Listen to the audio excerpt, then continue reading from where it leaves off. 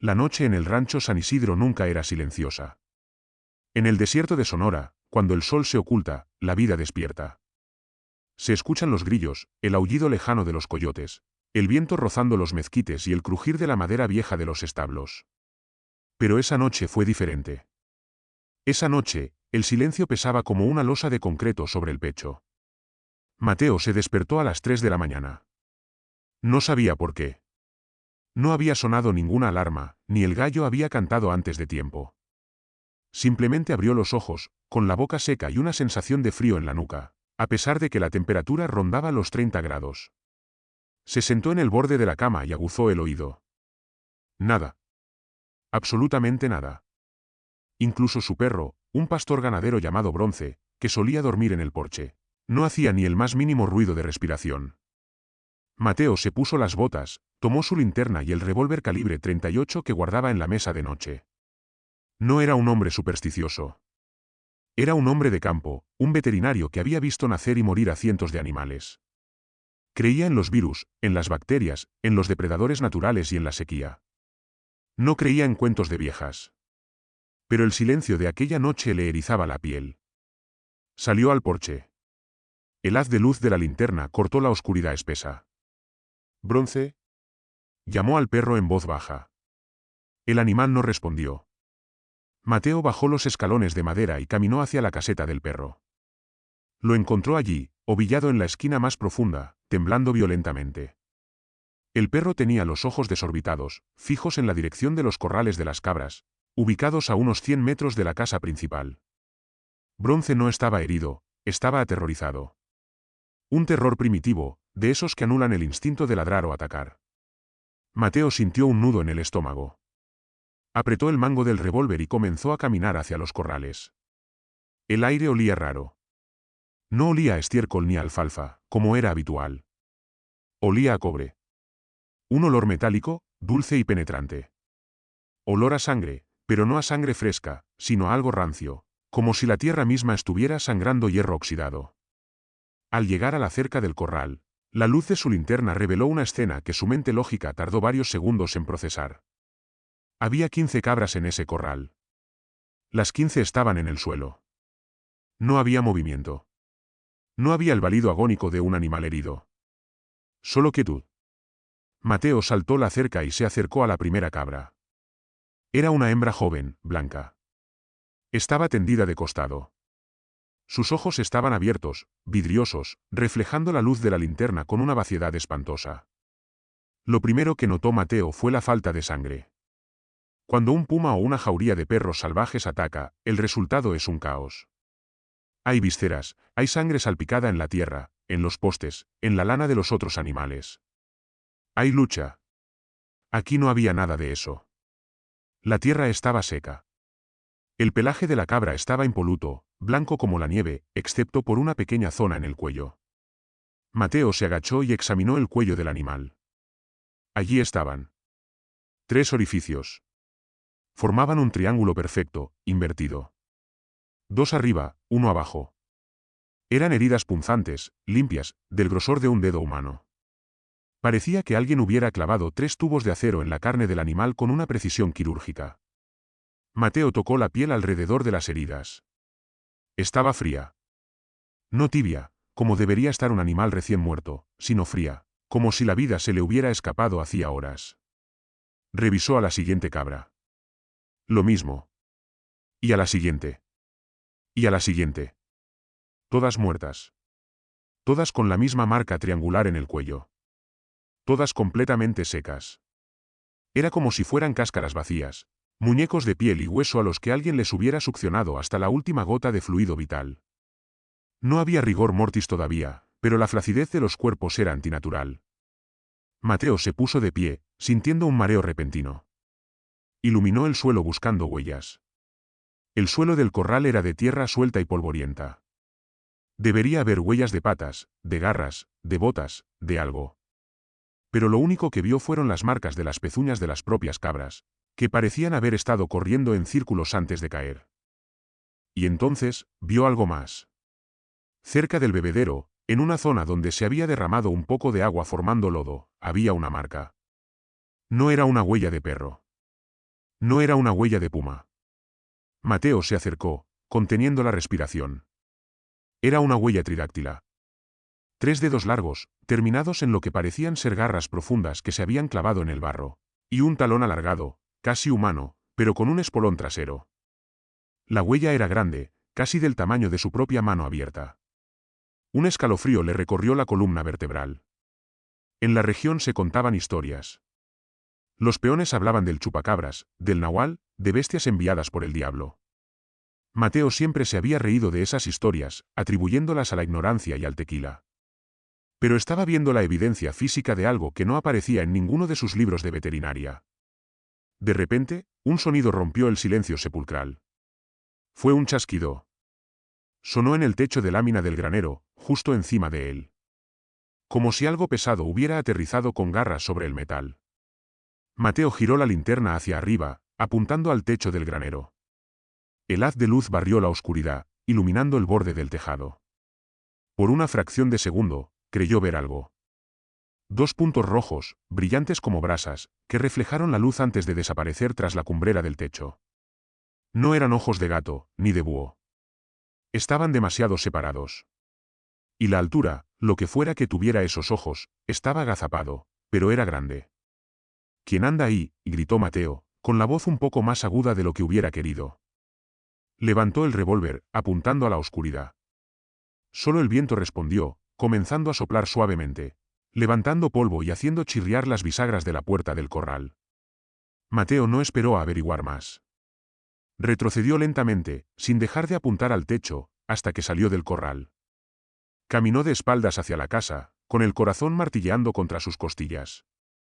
Al llegar al porche, Bronce seguía en su caseta, gimiendo bajito. Mateo entró en la casa, cerró la puerta con doble cerrojo y bajó todas las persianas. Se sentó en la cocina, con el revólver sobre la mesa y la cafetera encendida, decidido a no dormir hasta que saliera el sol. Cuando amaneció, el horror de la noche anterior pareció disminuir con la luz clara del desierto. Mateo salió, esperando encontrar una explicación lógica que se le hubiera escapado en la oscuridad. Quizás era una broma macabra de algún vecino rival. Quizás era una secta. Cualquier cosa era mejor que lo que su mente le sugería. Llamó a la policía rural y a don Anselmo, el dueño del rancho, que vivía en la ciudad, a 3 horas de allí. El primero en llegar fue el sargento Ramírez, un hombre gordo y sudoroso que parecía más interesado en terminar su turno que en investigar. «Mire, Mateo», dijo Ramírez, masticando un palillo de dientes mientras observaba las cabras muertas. «Estos son perros salvajes. Ferales. Bajan de la sierra cuando hay sequía». Mateo negó con la cabeza, frustrado. «Sargento, mire las heridas. Mire la falta de sangre. Un perro desgarra, muerde, destroza. Esto es quirúrgico. Y no hay sangre en el suelo. ¿Dónde está la sangre de 15 cabras? Son litros y litros. No desaparecen así como así». Ramírez se encogió de hombros. «La tierra se la traga rápido, Mateo. Y los orificios, bueno, quizás colmillos de un perro grande. Oye, no me vengas con cuentos del chupacabras. Si pongo eso en el informe, se van a reír de mí hasta en la capital. Pondré ataque de depredador no identificado. Probablemente coyote o perro. Quema los cuerpos antes de que apesten». Ramírez se fue, levantando una nube de polvo con su patrulla. Mateo se quedó solo con los cadáveres. A media mañana llegó don Anselmo. Era un hombre viejo, de piel curtida como el cuero y ojos que habían visto demasiado. Caminó entre los animales muertos en silencio. Se detuvo ante la huella en el lodo, que ya empezaba a secarse con el sol. La miró largo rato. Luego, se persignó.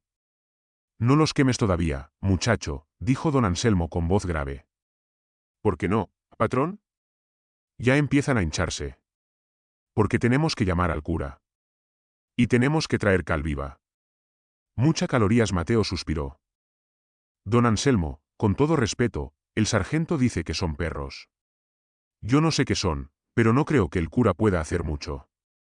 Necesitamos trampas, o veneno, o quedarnos a hacer guardia esta noche».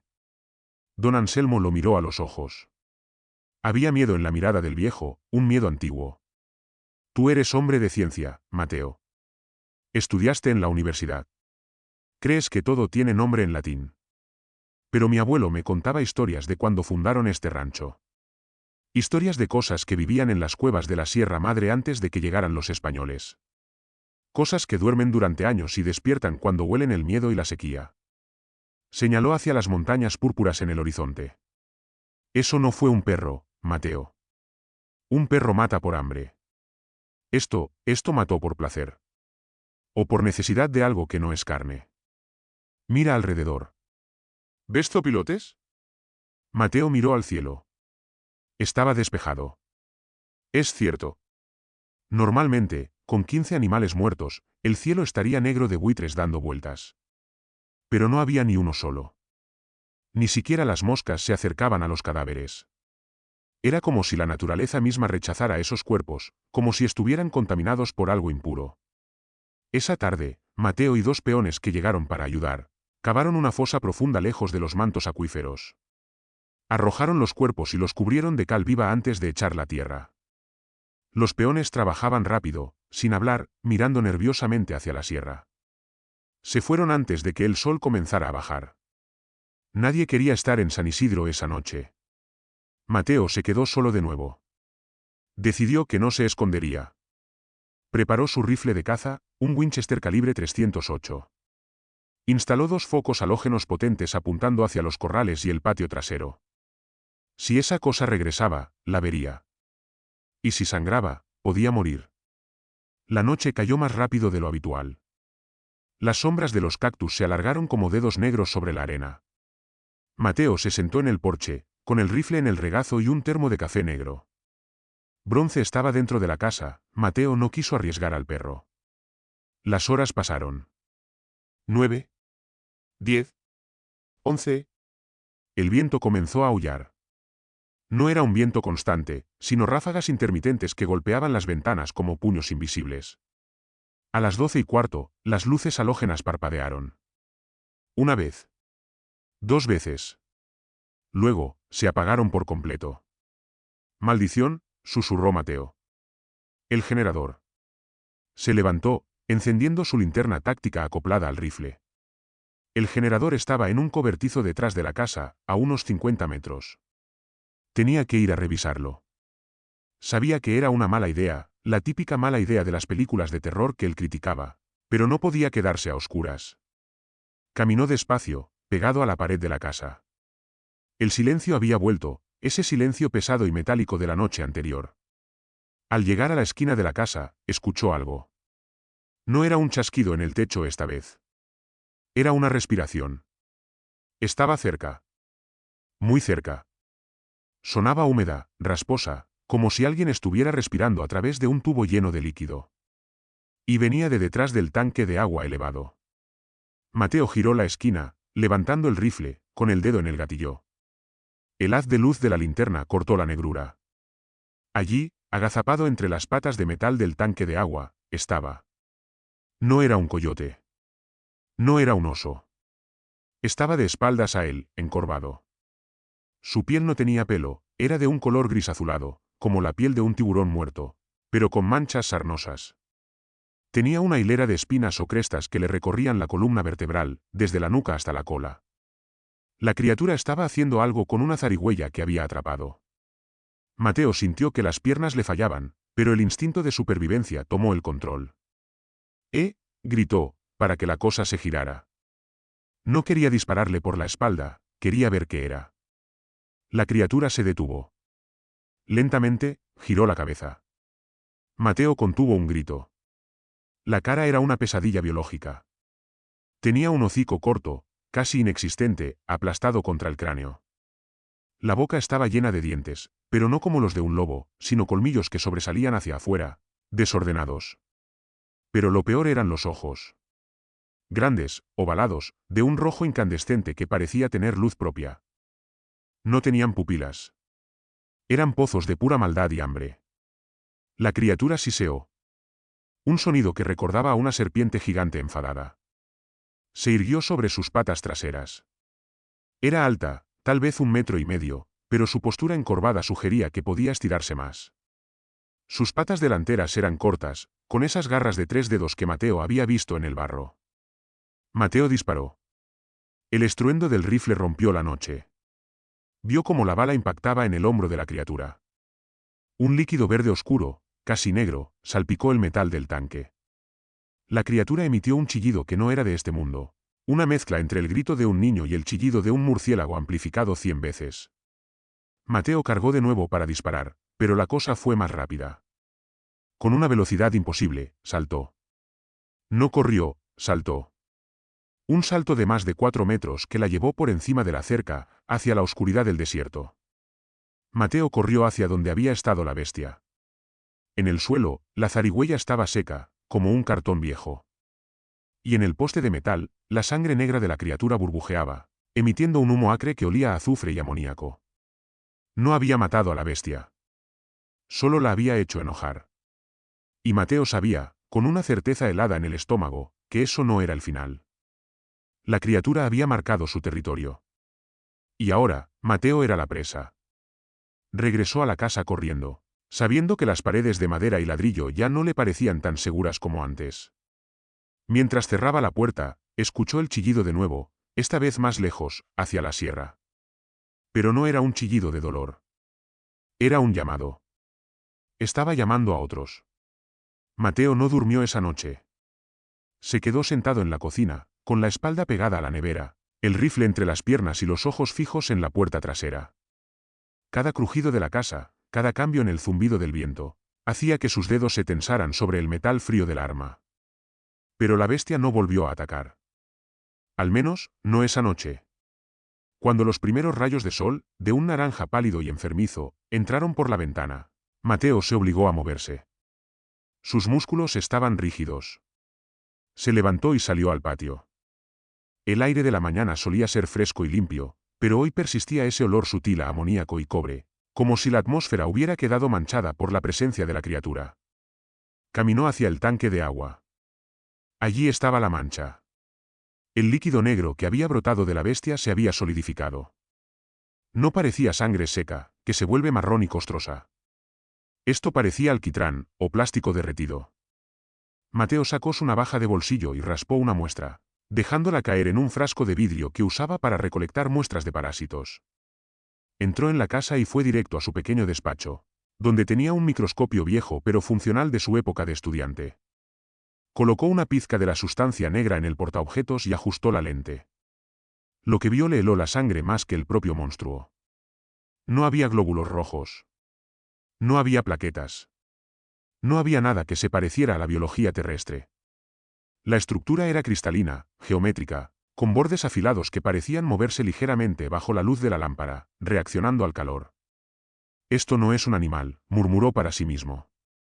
No es un mutante. Es algo fabricado. O algo que no debería existir en este planeta. A las 8 de la mañana, llegó don Anselmo. Venía en su camioneta vieja, acompañado de una mujer anciana. Mateo la reconoció de inmediato. Era Nana Lupe, una curandera que vivía en las faldas de la sierra. Tenía más de 80 años, la piel como corteza de árbol y unos ojos negros que parecían ver a través de las mentiras. Don Anselmo bajó del vehículo con cara de preocupación. «Mateo, ¿pasó algo anoche?» Los perros de los vecinos no han dejado de aullar en toda la madrugada. Mateo asintió y le mostró el frasco con la sustancia negra. «Vino, don Anselmo». Le disparé. «¿Sangra esto?» Nana Lupe se acercó. No tomó el frasco. Solo lo miró con desconfianza y se persignó 3 veces. «Eso es sangre de mala muerte», dijo con voz rasposa. «Sangre que no nutre la tierra, sino que la envenena». «¿Qué es, Nana?», preguntó Mateo. «¿Es un nahual? ¿Es un demonio?». La anciana negó con la cabeza y escupió en el suelo. «Los nahuales son hombres que se vuelven bestias. Tienen alma, aunque sea negra. Esto no tiene alma.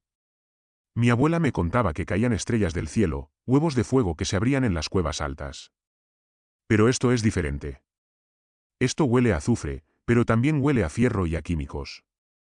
Huele a los gringos». Mateo y don Anselmo intercambiaron miradas. En el norte de México, las historias sobre experimentos secretos de los americanos al otro lado de la frontera eran moneda corriente. «Vimos luces anoche», dijo don Anselmo en voz baja. No rayos. Luces que se movían en silencio sobre los cerros. Helicópteros sin luces de navegación. Negros. Mateo sintió un escalofrío. La teoría de la conspiración de repente parecía la única explicación lógica para la biología imposible que había visto en su microscopio. Tenemos que ir a la cueva, dijo Nana Lupe de repente. ¿Qué cueva?, preguntó Mateo. La cueva del diablo, en el cañón de los alacranes. Ahí es donde se esconden cuando sale el sol. Si quieres que se vayan, tienes que ahumarlos. O matarlos en su sueño. Es una locura, replicó Mateo. No voy a meterme en una cueva con esas cosas. Entonces prepárate para morir aquí, sentenció la anciana. Porque anoche vino un explorador. Esta noche vendrá la manada. Cuando encuentran comida fácil, avisan a los demás. Y tus cabras fueron el aperitivo. Tú eres el plato fuerte. La decisión fue difícil, pero la lógica de la anciana tenía un peso aterrador. No podían defender el rancho en campo abierto contra una manada de depredadores invisibles. Necesitaban saber a qué se enfrentaban. O al menos, ver dónde se escondían para llamar al ejército, si es que el ejército no estaba ya involucrado. Subieron a la camioneta de don Anselmo. Mateo llevaba su rifle y el revólver. Don Anselmo sacó una escopeta de 2 cañones de debajo del asiento. Nana Lupe iba atrás, rezando en voz baja en una mezcla de español y yaqui. El camino hacia el cañón de los alacranes era traicionero. Tierra suelta, rocas afiladas y cactus gigantes que parecían centinelas mudos. A medida que se acercaban a la base de la sierra, el aire se volvió más pesado. El silencio natural del desierto fue reemplazado por un zumbido estático, casi eléctrico, que hacía doler las muelas. De repente, don Anselmo frenó en seco. «Mira eso», susurró. A unos 500 metros, bloqueando el camino de tierra, había 2 vehículos. Humvees militares. Pero no tenían las marcas del ejército mexicano. Estaban pintados de un color arena mate, sin números, sin banderas. 4 hombres armados con rifles de asalto automáticos estaban parados junto a ellos. Llevaban uniformes de camuflaje digital y cascos con visores oscuros que ocultaban sus rostros por completo. «Están custodiando la entrada al cañón», dijo Mateo. Uno de los soldados levantó la mano, indicándoles que dieran la vuelta. No apuntaron sus armas, pero la amenaza era evidente en su postura rígida y profesional. Don Anselmo puso la camioneta en reversa lentamente. «Vámonos», dijo el viejo, sudando frío. «Esto es más grande que nosotros, Mateo. Si nos ven husmeando, nos desaparecen y dirán que fue el narco». Dieron la vuelta y regresaron al rancho en silencio. La confirmación de que había presencia militar, fuera quien fuera, validaba el terror. Esas cosas no eran un mito. Eran un error que alguien estaba tratando de contener o de ocultar. Al llegar al rancho, la tarde ya empezaba a caer. El cielo se tiñó de un rojo violento, como una herida abierta. «No nos vamos a ir», dijo Mateo. «Es mi casa. Es su rancho, don Anselmo. Si nos vamos, esas cosas matarán todo lo que encuentren y bajarán al pueblo». «¿Qué propones?», preguntó el viejo, cargando cartuchos en su escopeta con manos temblorosas. «Hacer una fortaleza.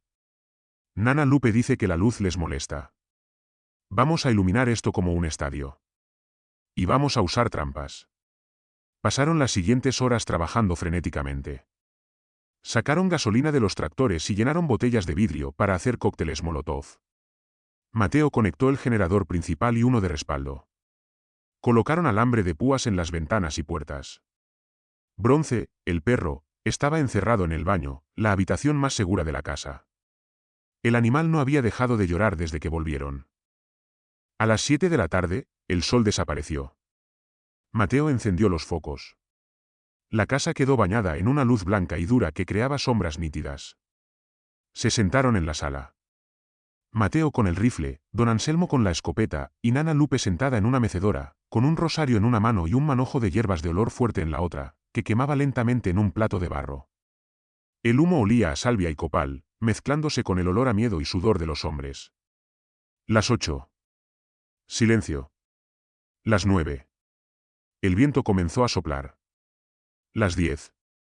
El generador tosió. La luz parpadeó. Mateo saltó de su silla. «No, no, no». Funciona bien, lo revisé. El generador se estabilizó, pero el zumbido cambió de tono.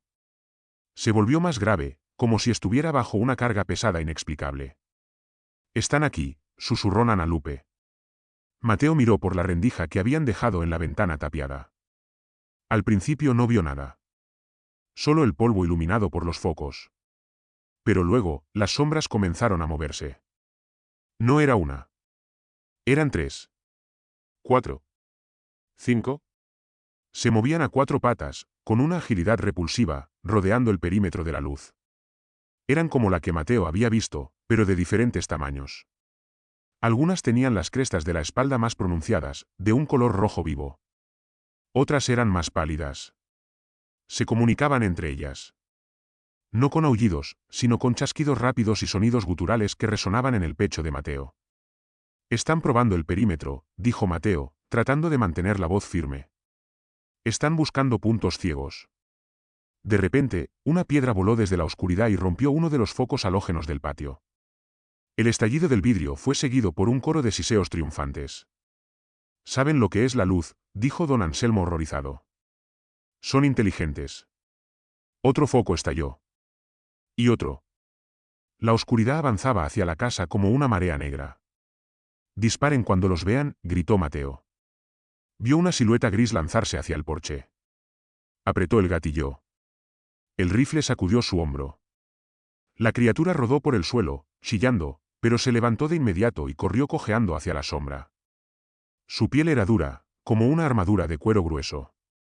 Don Anselmo disparó la escopeta por otra ventana. «Están en el techo», gritó el viejo. El sonido de garras sobre las tejas era ensordecedor. Ya no intentaban ser sigilosos. Era un asalto total. El techo de madera crujía bajo el peso de múltiples cuerpos. «Bam. Bam. Bam». Golpes secos contra la puerta principal. No eran golpes de puño. Eran embestidas. La madera de roble, vieja y sólida, se astilló. Nana Lupe comenzó a rezar más fuerte, su voz elevándose por encima del estruendo. «Al diablo con esto», gritó Mateo. «Los Molotov». Tomó una de las botellas con gasolina, encendió el trapo y abrió la puerta trasera apenas unos centímetros. Lanzó la botella hacia la oscuridad del patio, donde brillaban docenas de ojos rojos. La botella estalló en una flor de fuego naranja. El fuego iluminó una escena dantesca. Había al menos 10 de esas cosas. Al ver el fuego, retrocedieron, cubriéndose los ojos con sus garras delanteras, emitiendo chillidos de dolor.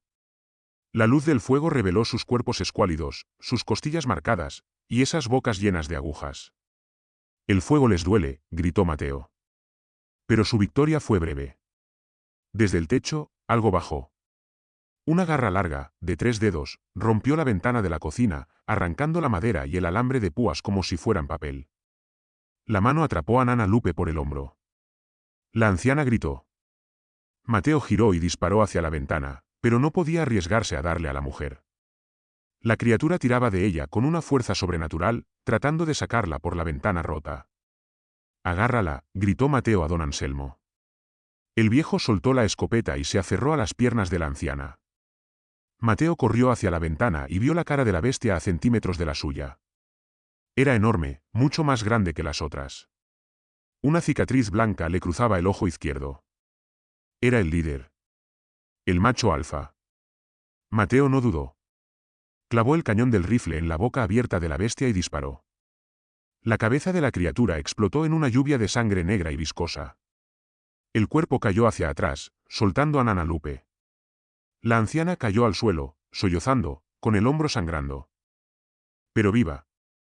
El silencio volvió de golpe. Los otros, los que estaban en el patio, dejaron de atacar. Se escucharon olfateos. Olían la muerte de su líder. Mateo recargó el rifle, temblando de adrenalina. «¿Se fueron?», preguntó don Anselmo, abrazando a la anciana.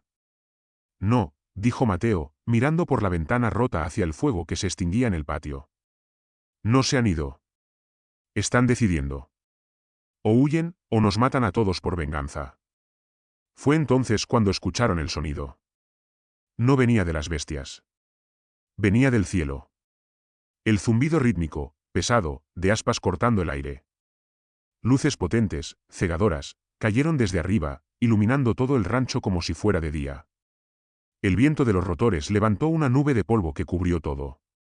Un helicóptero negro, sin marcas, estaba suspendido sobre el patio. Las criaturas, cegadas y aterrorizadas por el ruido ensordecedor, comenzaron a correr hacia el desierto, dispersándose como cucarachas. Pero el helicóptero no las perseguía a ellas. El foco de luz se centró en la casa. En la ventana rota donde estaba Mateo. Una voz amplificada por un altavoz resonó, metálica y autoritaria, ahogando cualquier otro sonido. Atención habitantes. Salgan con las manos en alto. Esta es una zona de cuarentena biológica restringida. Tienen 10 segundos. Mateo miró a don Anselmo. El viejo tenía la cara manchada de hollín y sangre. ¿Nos vienen a salvar?, preguntó don Anselmo con esperanza. Mateo miró el punto rojo de un láser que acababa de aparecer en su pecho. No, patrón. Vienen a limpiar la evidencia. 10 segundos. Mateo sabía que no era una advertencia, era una cuenta regresiva para la ejecución. El punto rojo del láser en su pecho no temblaba. Al suelo, gritó Mateo, empujando a don Anselmo y a Nana Lupe hacia el pasillo central de la casa, lejos de las ventanas. Justo en ese momento, se escuchó un sonido sordo, como el corcho de una botella gigante siendo destapado. PFFFT, PFFFT. Dos botes metálicos atravesaron la ventana rota, rodando por el suelo de madera de la cocina. No explotaron. Simplemente comenzaron a silbar, expulsando un humo blanco y denso. Gas, tosió Mateo, sintiendo como sus ojos comenzaban a arder al instante. Gas lacrimógeno. Nos quieren sacar como a ratas. No podíamos salir con las manos en alto. Mateo sabía lo que pasaba con los testigos de cosas que no deberían existir.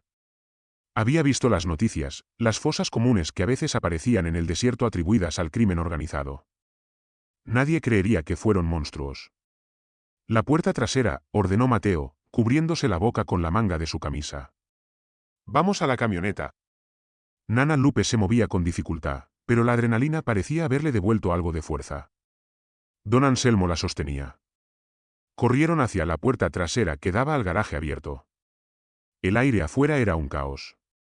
El ruido del helicóptero era ensordecedor, levantando remolinos de arena que golpeaban la cara como lija. Subieron a la vieja Ford de don Anselmo. Mateo saltó al asiento del conductor. Don Anselmo empujó a Nana Lupe al asiento del copiloto y él se metió en medio. Mateo giró la llave. El motor rugió. Agárrense, gritó. En lugar de tomar el camino principal, donde seguramente los esperaban los zumbés, Mateo giró el volante bruscamente a la izquierda. Aceleró directo hacia el campo de agave y los corrales destrozados. La camioneta saltó violentamente, rompiendo la cerca de madera. Desde el helicóptero, un reflector los siguió.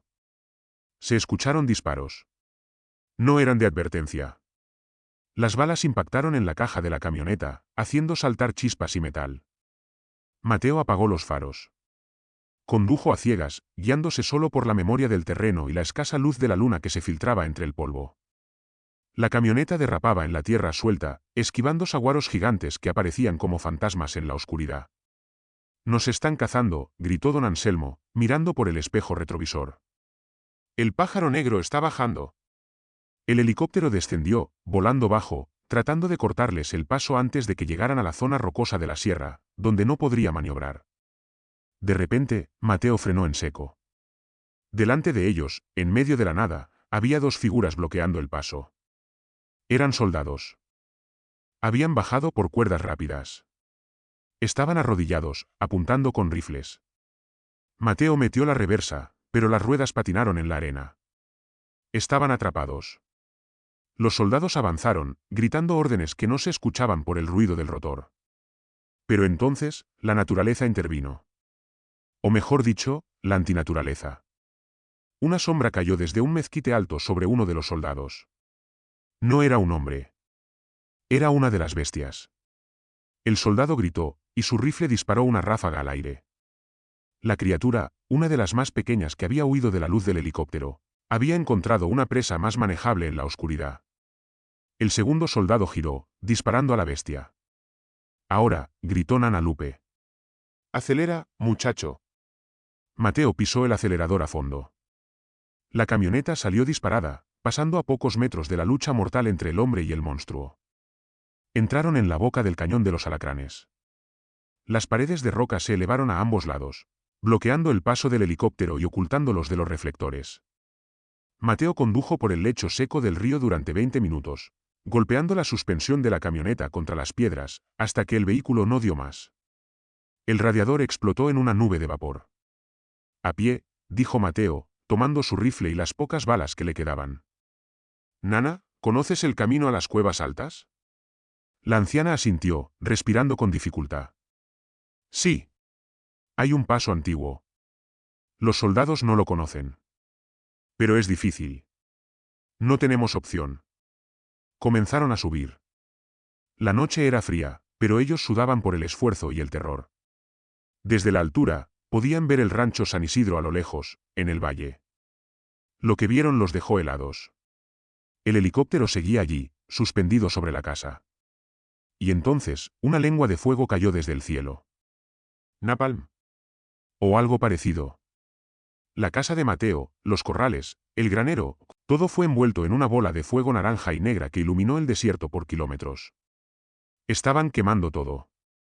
Borrando la evidencia. Borrando la historia. Malditos, susurró don Anselmo, con lágrimas en los ojos. ¿Mi rancho? No es solo el rancho, patrón, dijo Mateo con voz sombría. Están quemando los cuerpos. Los de las cabras, el de la bestia que maté, y esperaban quemar los nuestros también. Siguieron subiendo. A mitad de camino hacia la cueva, Nana Lupe se detuvo. Silencio, siseó. Mateo escuchó. No eran motores. Eran pasos. Ligeros, rápidos, sobre la piedra. No estaban solos en el cañón.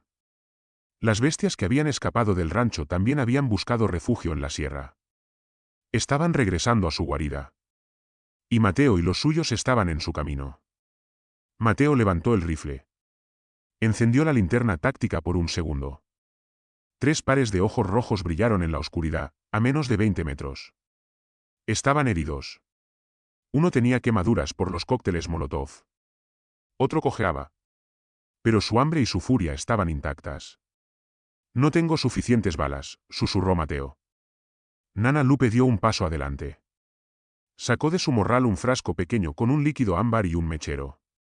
Vayan a la grieta, dijo la anciana, señalando una abertura estrecha en la roca detrás de ellos. Nana, no, dijo Mateo, tratando de agarrarla. Vayan, gritó ella con una fuerza que no parecía suya. Yo soy vieja. Mi sangre ya está seca. Ustedes tienen vida. Corran. Nana Lupe rompió el frasco contra el suelo y encendió el mechero. El líquido prendió al instante, creando una barrera de fuego entre ellos y las bestias. Las criaturas chillaron ante el fuego, retrocediendo momentáneamente. Mateo agarró a don Anselmo y lo empujó hacia la grieta. Se giró para mirar a la anciana una última vez. Nana Lupe estaba de pie, con los brazos abiertos, cantando algo en lengua yaqui, mientras las sombras con ojos rojos saltaban a través de las llamas hacia ella. Mateo entró en la grieta y empujó una roca para bloquear la entrada. Escuchó un grito. Solo uno. Y luego, el sonido de disparos lejanos. Los soldados también estaban subiendo. El caos de esa noche se convirtió en una pesadilla borrosa de túneles oscuros y miedo. 6 meses después. La ciudad de Hermosillo era ruidosa, calurosa y llena de gente. El lugar perfecto para desaparecer. Mateo trabajaba ahora en un almacén de carga. Bajo un nombre falso. Se había afeitado la barba y siempre usaba gorra. Estaba sentado en una taquería barata, leyendo el periódico del día anterior. En la página 6, una pequeña nota al pie de página le llamó la atención. Extraña enfermedad ataca ganado en el norte. Las autoridades aseguran que se trata de un brote de rabia transmitido por murciélagos. La zona de San Isidro permanece en cuarentena por contaminación de mantos acuíferos debido a minería ilegal.